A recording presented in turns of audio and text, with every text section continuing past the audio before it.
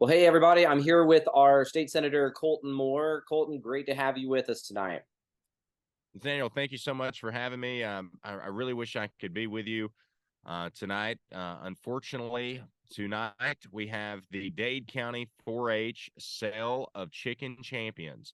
So these kids, they get 10 little chicks, little baby chicks. They raise them up throughout the summer, and they bring their best three into town.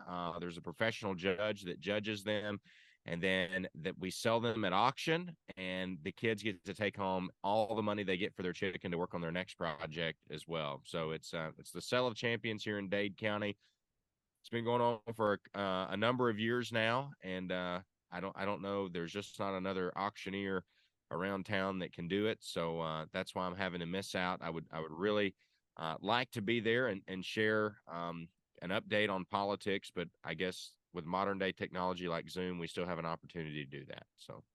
Well, we definitely appreciate you and all the efforts that you're doing with the Freedom Caucus and all the other things you've been doing lately here in the news. We've been seeing a lot of you with regard to the Fannie Willis efforts. We'll talk about that in a second. But I guess to start us off, tell us more about the Freedom Caucus and specifically what is your role in the Freedom Caucus here in Georgia? All right, so the Georgia Freedom Caucus, as some of the other folks tonight will probably share with you, comes from Washington D.C. and Washington D.C.'s Freedom Caucus. There was a time when Jim Jordan and Mark Meadows and some others got together and decided that they were going to form a caucus to be more of a conscience to the Republican Party, very similar to what the Georgia Republican Assembly is here in our state. And then they created a state freedom caucus network. And Georgia, to my understanding, was like one of I think maybe the first state that was officially established as a freedom caucus. And the Freedom Caucus, we operate very similarly to any other caucus, just like the Republican or the Democrat caucus. We just take the Republican principles and we hold them to much more strength than what the majority caucus in the Senate or in the House holds to them now. So we have legislative directors, a fellow named Blake Bassham, who I think will be with you tonight. He reads every single piece of legislation. He highlights what's good in the legislation. He highlights what's bad. And every single day he's in the galley up in the Senate, kind of acting like a spotter, if you will, and texts me right away, hey, this thing is in this amendment. He's kind of the eyes and ears for us legislators in the Freedom Caucus. He's very vigilant, Blake is, about finding things that we may have not have seen, and is very good at the legislative process and parliamentary procedure, and coaching us as Freedom Caucus members on where to make the objections and where to make the motions to make our cause much more effective. So the Freedom Caucus very much is a brand name across the country and states. We all, vote in a very similar manner. What does it do? If the bill, increases taxes, if it increases government spending, if it increases regulation on our lives, those are things that we are adamantly voting against. We also champion legislation, that promotes freedom, that promotes life, that promotes liberty. And we see that in some of our successes in the vaccine freedom front this past year. We're also very big advocates of eliminating corporate subsidies, so we can focus on what is the proper role of government. We've got this film tax credit problem in our state where we subsidize the film industry to the tune of billions of dollars, costing all of us roughly $250 a year in additional taxes to subsidize an industry that, frankly, is changing the culture of our state.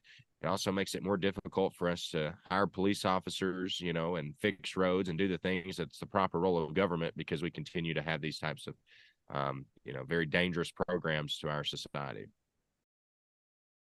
If you were to highlight some of the key legislation and the controversies of the last legislative session, what would be some of the things that you would highlight? Well, I mean, there's a lot of different things. We had one of the biggest surpluses that we've ever had as a state, and we did absolutely nothing to lower the taxes of any citizen in Georgia. We gave a stimulus check, if you will, out. And of course, stimulus check's great, but if you just have to sign the back of it and send it back in, and it doesn't help you in lowering your taxes, then I'm not sure it's a really good idea. It's a one-time government gimme. It's payola to the citizenry. And instead, we've got many other major problems in our state. The cost of transportation, all the asphalt companies and those types of people who build our roads, they're increasing their costs by 30-40%, but we're not increasing our transportation budget by 30 or 40%. So we've got these massive surpluses, but we're not doing anything except using it to distribute out around the state, make sure our political friends are happy, and ultimately continue to tax the citizenry to such a high extent that it makes it very appealing for people like me and Northwest Georgians to go and look at other states like Tennessee that don't even have an income tax. So many people, if you drive around Northwest Georgia and you go to these neighborhoods, you pull through the neighborhood and you'll see people with all these Tennessee tags because they don't have the ad valorem taxes that we have in our state. So that's obviously a very big issue here in Northwest Georgia, and I'm sure across the rest of the state as well. So, that was the budget. That's the only thing that we as a legislature are legislatively and constitutionally required to pass, and that's a budget. I was the first senator in nearly a decade to vote against that budget. And I made the point very clear, if we're going to, subsidize a film industry that's going to make movies about death, but we can't afford basic things like caution lights to prevent death, then we've got the wrong idea. Our state right now is being invaded by illegal immigrants, just like it is across the country. Certain parts of the state are experiencing it more than others. Just in this valley here behind me is the corridor between Texas and Washington and New York. And, Governor Abbott's buses have been known to stop through here. And you have all these illegal immigrants that get off and, they go up to the local fast food joint and they beg for food. They don't have any money. They don't know the language. A lot of times they have brand new clothes and brand new shoes on because they're ultimately indentured servants to the cartel, and meanwhile, we have no protection against this. We have a governor who said that he had a big truck to carry off criminal illegals himself, and apparently he sold that truck. All he has now is a strongly worded letter. And in the meantime, this crisis continues to get bigger and bigger. But yet our state troopers, we're putting out yard signs like it's campaign season, trying to recruit state troopers because we don't provide them any benefit. All the austerity cuts that we had back in 08 and 09, we've never recovered from that. A state trooper today cruises down the interstate and gets into an accident. We had one over in Catoosa County, break his neck, comes completely disabled, and the best the state can offer him is $1,100 a month in insurance. That's it. So, we're in a very difficult situation in our state. Then we've got this, the biggest situation of all, and that's Fani Willis. Fani Willis literally is a domestic threat to our Constitution. She has chilled the voices of senators in my caucus. A senator's job is to represent the 200,000 people that they're duly elected to represent. And when their voices are being chilled because they're worried that they're going to face some type of judicial prosecution, then we have a constitutional crisis. And unfortunately, they just name Fani Willis, king of Georgia. And then we have a problem here in rural Georgia, like in Northwest Georgia, where our district attorney can't afford district attorneys or attorneys to prosecute cases. We have prosecutors, attorneys in Northwest Georgia who are working in Fulton County and these metropolis counties, similar to Cobb, because, you guys can pay more money than we can. And yet here we got this triage of cases. We can't provide justice to our citizenry. And Fani Willis is using $3.5 million of our taxpayer dollars to take on political prisoners. So it sounds like, those are some big concerns with the state budget. A lot of big concerns, yeah. Yeah, and I'm sure that did make you popular with the rest of your Republican caucus when you were one of the few no votes on that, right? We were just wrangling. I was wrangling the rhinos. I love that hat. That's great. That's awesome. Yeah, you've been doing that in a lot of ways, starting with that big vote. Now, you also championed some new gun rights legislation at this last session, right? And I remember you were one of the leaders for the constitutional carry bill back when you were a state rep that eventually did get passed into law after many years of conservatives pushing for it. You were one of the early leaders on that. What about your bill this year? What did it do, or what would it do? Yeah, so So it's called the Second Amendment Preservation Act. It's a bill that was passed into law in Missouri. It was also passed in Wyoming. It's a great piece of legislation for the current situation that we're in today. It's the quickest way to describe it is as a way that I described it when I was advancing it through the legislative process. I had to force votes on this piece of legislation, Nathaniel, because Republicans wouldn't take it on their own. So I had to literally force them to take a vote and make a decision. But what this bill does is when you have someone like King Biden, some people call him the president, but really he acts like King Biden when he's dealing with the ATF. They create all these arbitrary rules that restrict our gun rights. And, every time he comes to a microphone, he's talking about taking away our AR-15s or whatever it may be. And the Second Amendment Preservation Act says that Georgia law enforcement agencies, whether it's local police, city police, sheriffs, state troopers, GBI, whoever it is, will only be able to enforce Georgia gun law. And if the president or the Congress does something that infringes upon our Second Amendment, they will have to come and enforce that themselves. We will not burden Georgia law enforcement into taking any of those wild enforcement measures. Now, how do we get to this result? What keeps a sheriff from listening to Joe Biden and enforcing these gun infringements anyway? So the Second Amendment Preservation Act says that if your Second Amendment rights are violated by one of these state law enforcement agencies, then you have the ability to sue the agency, not the officer, but the agency, for $50,000 per occurrence.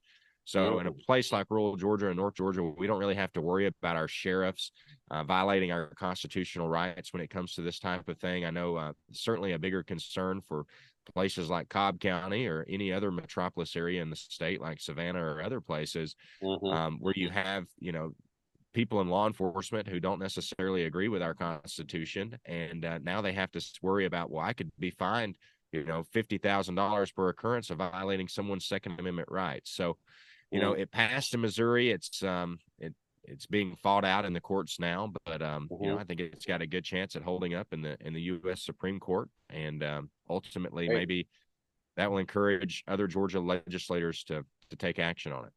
So what happened with your bill? Did it get stalled in committee? Did it ever make it to the floor? What was the reception it got from your other Republicans?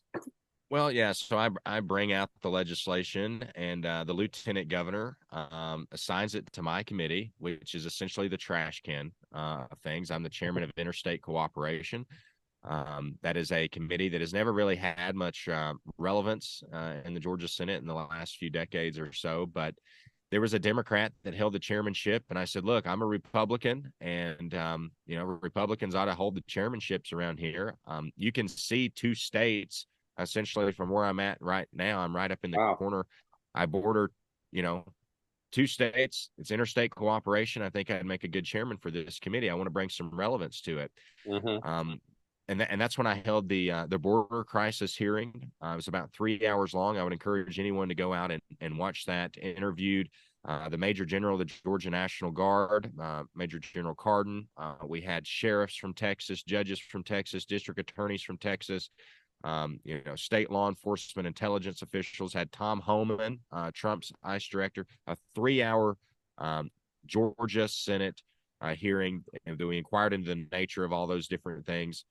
So, we're bringing some relevance to the committee, but at the same token, you can't get any legislation out of the committee, right? You can hold hearings, but when you're the only Republican on there, you're not going to push any of those bills out. As a matter of fact, the lieutenant governor assigned all of the gun legislation to that committee. And I think there's a lot, most of which are all Democrat bills trying to restrict our gun rights. I had Elena Parent, the senator in Atlanta, come up, and she said, I just don't understand. Like, you want a hearing? Why won't you give my bill a hearing? And I said, well, Senator, my constituents believe in the Second Amendment, and I will take no risk of having them exercise that Second Amendment against me, pushing and having hearings for these very anti-Second Amendment legislation pieces that you've poured. So it got assigned to your committee. I assume you passed your bill out of your committee. Did it ever get to the? Well, I couldn't because I don't have the votes. They're all Democrats. So that's when I had to force the vote to move it into judiciary. Waited up until the last Senate to get it there. One morning, I was sitting there in the chamber, and the chairman of Judiciary and the lieutenant governor were both sitting up on the rostrum. And that's when I forced the motion to move the legislation. And it was so funny. I mean, it shut the Senate down for like 3 or 4 minutes because first they wanted to make sure that I was, parliamentarily correct by making that motion. And then sure enough, I was. So then I had 3 minutes to discuss the bill. And you start talking about King Biden and AR-15s, and you've supposedly got a majority in the Senate. Well, I think there were 2 Republicans that walked on that vote, and all the other Republicans voted for it to move it in judiciary. So you would think, well, right there proves that we have the votes. It's just we have a leadership problem where they don't want to push it forward in the Senate leadership. So it did get to assign to the Judiciary Committee, and then it just got stalled. It hasn't made any traction since it got. Exactly. It got assigned to my committee. We got it moved to Judiciary. Now it's up to the Judiciary Chairman Strickland to give the bill a hearing. So that will pick up again next year. Right. And there's a lot of. If he doesn't give it a hearing, we're going to continue to force the vote again. I mean, the next step is to force it into rules, and when it gets into rules, to force rules to move it to the committee altogether of the whole, which is the chamber. What do you expect from this special session that's scheduled to start in late November with regard to the new maps, the reapportionment that's supposed to take place? Isn't it funny, Nathaniel? I mean, we've been calling for a special session now for a month and a half. And citizens across the state calling for a special session, and then sure enough, those same people who said we cannot have a special session, well, they're listening to the federal judge who says that our district maps are racist and violate the Voting Rights Act of 1960. So here we go. We're going into special session, but the proclamation that the governor has given us basically puts a gag order on anything other than redistricting we can't talk about. We won't be able to legislate on anything other than redistricting. But I have talked to the lieutenant governor, and I told the lieutenant governor, look, like I've got a very important piece of legislation, this Stop Political Persecutions Act. And I want to make sure that while we're all there as legislators, we get, that they have no excuses not to sign on. And I think it's going to work out quite brilliantly because, we've been calling for this special session for a month and a half. Folks have been calling their senator and their representative demanding that they take action. And Nathaniel, as well as I do, like how many times you've heard state reps or state senators say, well, I never heard from any of my constituents that was an issue. Well, that excuse doesn't exist anymore because they've all heard it. So what is the Stop Political Persecutions Act? Well, all the other states in the country, for the most part, that have a RICO law have some type of monetary component in that RICO law. So when you think about RICO, what is RICO for? Well, RICO is to go after the big drug dealers, the big mafia, the big organized crime, all of which kind of have a monetary component. But Donald Trump and these, 18 others that have been indicted, there's no monetary component. So you add a monetary component to the Georgia RICO law, and it forces Fani Willis to have to drop the charges. Well, there's a lot of case law that shows that this has been effective in other means. I mean, a good example in Georgia was, used to marijuana was treated just like methamphetamine, and then the legislature said, well, there's 12 medical conditions of where you can have this as a drug.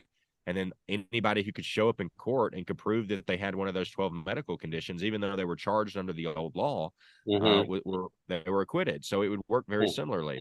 Now, a lot of people are like, well, if we change the RICO law, is that going to prevent us from going after the real RICO, the people who actually stole the election? Well, no, because all those people who stuffed all those drop boxes, we can prove that they were getting monetary, advancement. They were getting paid. So, we can still use that same RICO law to go after the real treasonous people, the people who were stuffing those ballot boxes, instead of taking on political prisoners against those people who were questioning the integrity of an election, which was Donald Trump and those 18 others.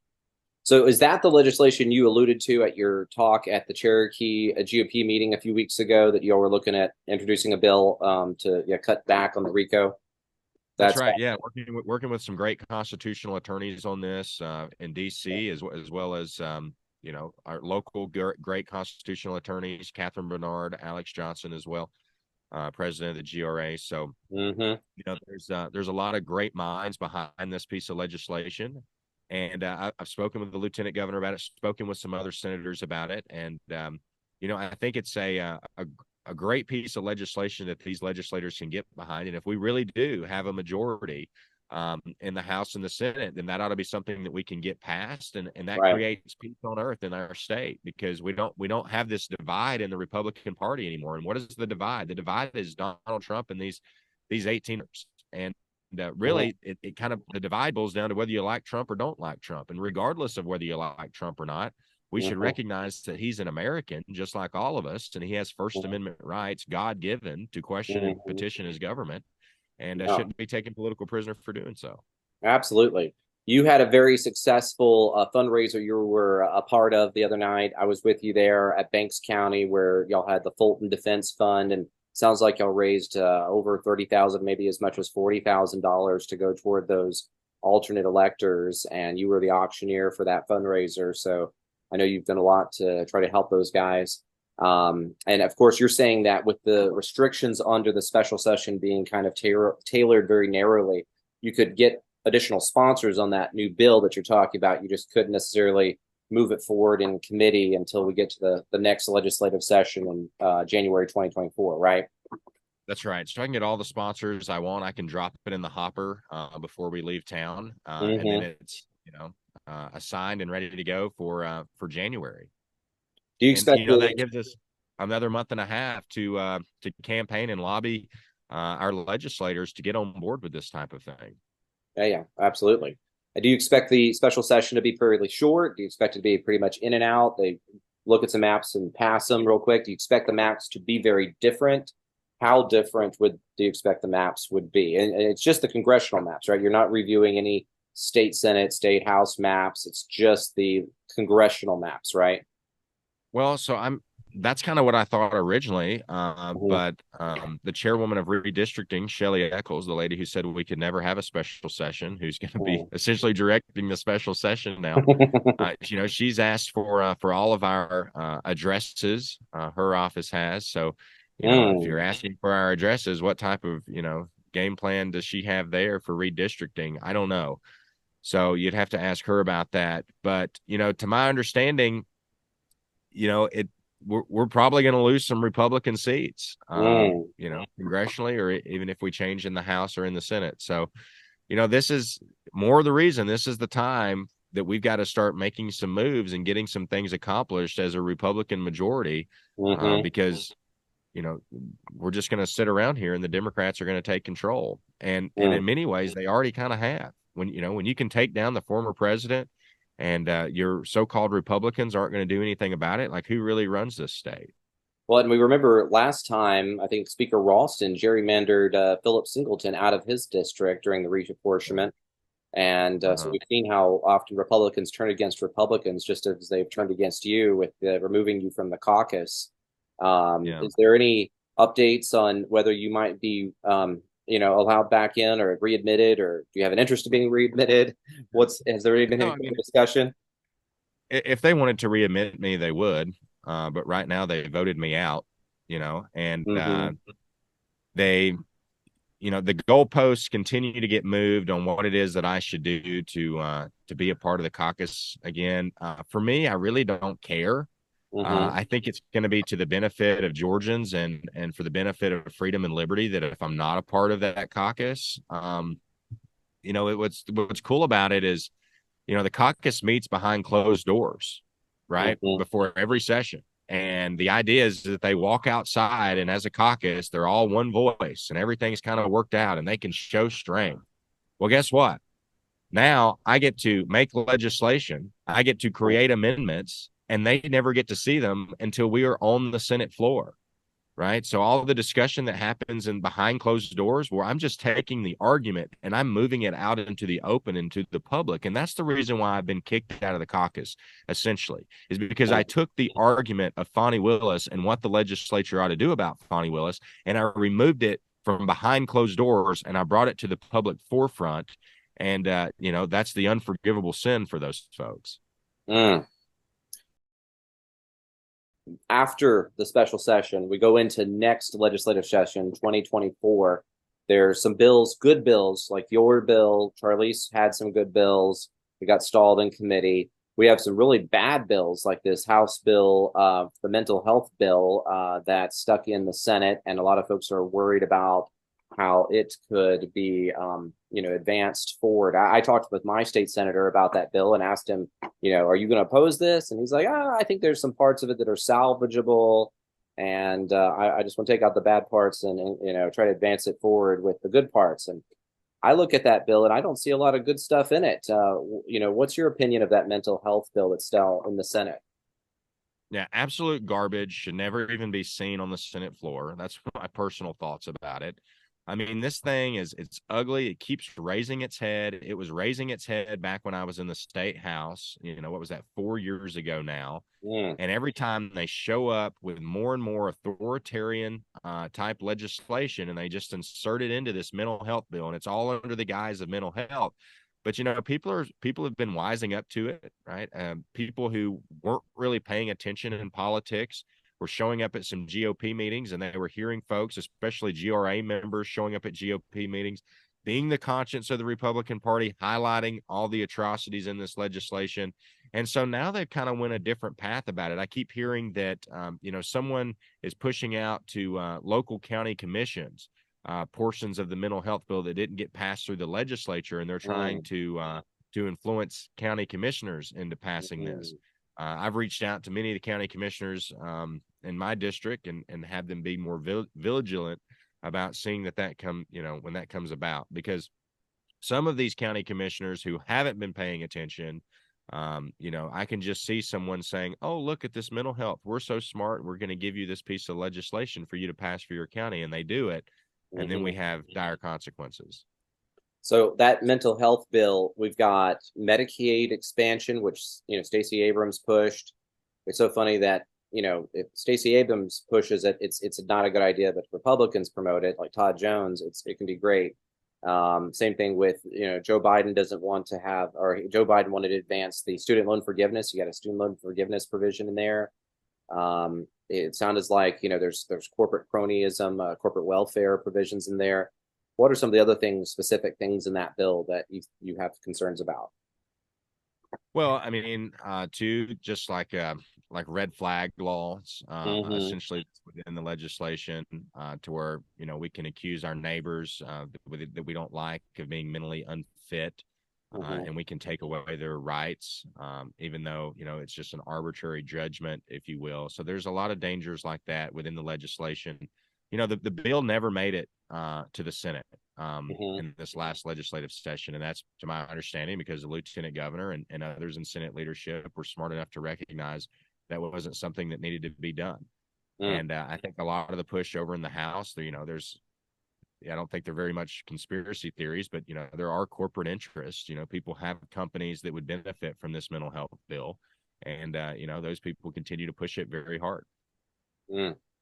Well, I know there's only a handful of Republicans like Charlize from the Freedom Caucus that voted against it when it was in the House. You'd be voting against it. You think many other Republicans will be against it? Yeah, I would certainly hope so. I think one of the things that we've garnered from a more conservative movement over the last few months is we certainly have a lot more respect in the Senate now. People in the Senate, especially in the majority caucus, recognize the power of the grassroots more than they did, say, 2 months ago. The fact that, me calling for this special session has launched, thousands and thousands of doors being knocked all across the state in these senators' district, highlighting concerns. And when we as a conservative group come out with these types of concerns for 520, I'm pretty confident that bill isn't going to see very much light in the Senate coming up into the next legislative session. And that is due to the hard work of so many grassroots people being such an influence at the state capitol, because ultimately you don't see too many people showing up at the state capitol on our conservative side. But I tell you what, there were hundreds of people showing up at the Georgia state capitol in protest of 520. And we're only going to see more of that if they try to let this thing see the light of day. You also have talked about, speaking of the state budget, you've talked about the fact that even though we have a state budget, balanced budget amendment, one of the ways that the state gets around that is by issuing bonds. which is just another form of debt. A lot of people have no idea that the state is doing that. Do you see any chance for us being able to reform on that area? You know, maybe so. The one of the things that I was able to push and get brought to light was the interest rate that we're paying on some of those bonds. You Hmm. know, the highest interest, you know, was kind of thought of as like 5.5%, 6% is what we were paying, and then turns out it's like 7.5%. And that's when I challenged anybody in the Senate one day looking at the budget book. I said, anybody ought to be able to open this up and tell me what we're paying interest on our bonds. And nobody could. It wasn't in the budget. Um, and you should have seen the chairman of appropriations frantically looking through the budget, trying to find those numbers. And then in the next budget, they decided to print those numbers since there were so many questions about how much interest we're paying. And turns out it's a higher interest than what everybody's been told. So Wow. all it takes is just a little push, just, asking those types of questions and forcing the legislature to try to answer it, that you start finding the actual truth to a lot of this. And if you weren't there, if the Freedom Caucus wasn't there to ask those uncomfortable questions, people would never even consider thinking about those things. That's what's so Absolutely. encouraging about what you guys are doing. What are some of the other issues you expect to be hot topics in the 2024 legislative session? You know, that's hard to say because I think there's a lot of issues that ought to be the forefront Mhm. that aren't going to be addressed, and then you've got issues that shouldn't be in the forefront that are going to be brought to the top. So, Mhm. I think it's going to be one of the most interesting legislative sessions that we've ever seen. Mm. I mean, we essentially have a lieutenant governor now in the Senate who is recognizing three parties, two that claim to be Republican and one that claims to be a Democrat. Um, Mm. with redistricting coming up, a lot of these legislators are in these very swing districts. They're going to be trying to hold on to their seats. So I don't know. It's hard to answer that question right now. Mm. Next year, you have the added dynamic of it's election year. So, how do you think that's potentially going to impact how legislators vote? Are they going to be more careful, or what do you think how that's going to change things? I don't know. If we look at the past, typically people start doing more conservative things in Georgia because it is an election year. That's classic for those rhinos to go home and tell their folks how conservative they are, but do the exact opposite when they get to the legislature. Well, Yeah. when you have an election coming up right after the session, they've got to prove themselves to their constituents that they're conservative. That's like when we saw constitutional carry get passed. Well, it was during an Hmm. election year. Hmm. So yeah, and that's why I think the forecast, everything is just primed up so well for like a RICO law change, right? Because it's something that these senators and these reps, they're already facing so much pressure from their constituency. They know the election's coming up. They're already hearing about primary challengers across the state. That hopefully we can see some more conservative legislation. We've got all the momentum on our side. We just have to take advantage of it. As we wrap up our questions with you, what are some things that we, the grassroots, those of us who are in the Republican Assembly, who are also involved in the GOP local organizations, what are other things we can do to help, folks like you and Charlize? What can we do to help? Yeah. Yeah, I mean, I think the first thing is don't stop what you're doing when it comes to going to the Capitol, writing those op-eds in the newspaper. Make your voice heard. That's the first part of any of this. Sure, we've all got conservative ideas and we want to see the best for our society and for our families. But if we don't make our voices heard, then that gets lost in the darkness of what we're facing. So, continue writing those op-eds, continue showing up at the Capitol. I tell you what, you physically being present at the Capitol and reaching out to your senator is one of the most powerful things you could possibly do to change the vote. I mean, remember, these senators and these reps, they put their pants on just like you do every single day. There's nothing special about them. You elected them to that position. They serve you, and don't let them forget that. Make your voices heard. The fact that you took time out of your day to go to the Capitol is very powerful. So never forget that. And also get more involved in your local GOP, because the GOP right now is in a real crisis in itself, because you have these people, everyone's pulling at the GOP in a different way.